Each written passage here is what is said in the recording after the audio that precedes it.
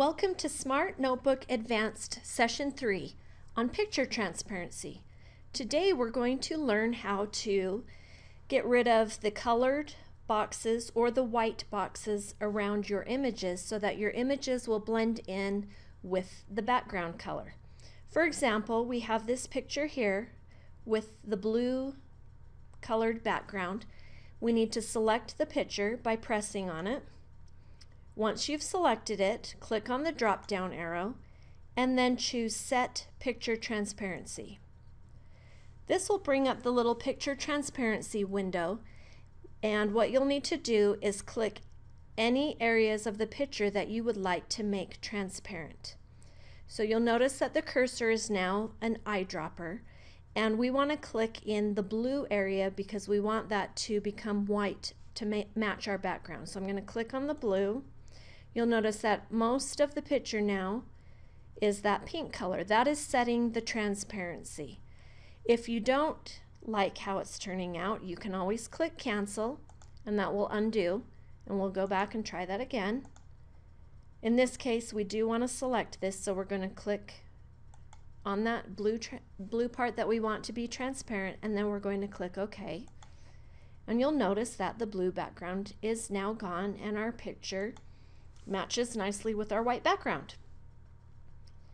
Another way to do this is to get rid of the white boxes so that they blend in with the colored background.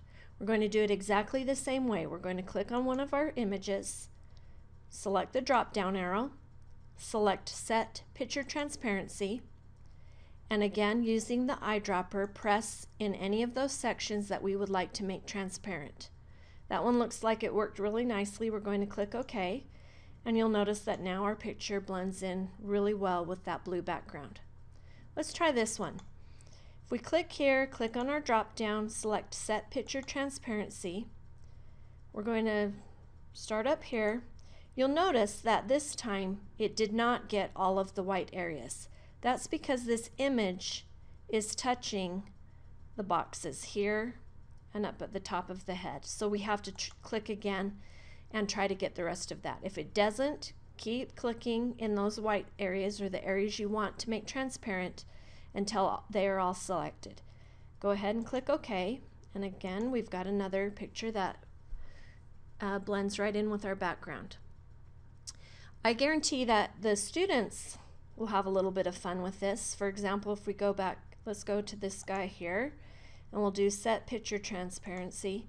And remember, you can set any area of the picture to transparent. So let's try his eyes and maybe his teeth just for fun to see what happens. We'll click OK, and again there's our blue background showing. So kids might have a little bit of fun with that.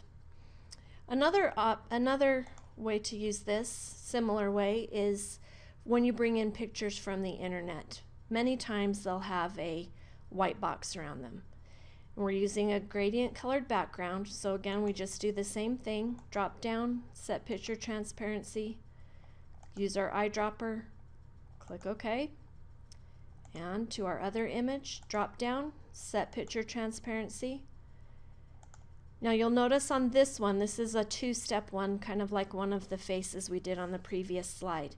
If you don't want this lighter colored glowing ring, try clicking carefully on that ring with your eyedropper.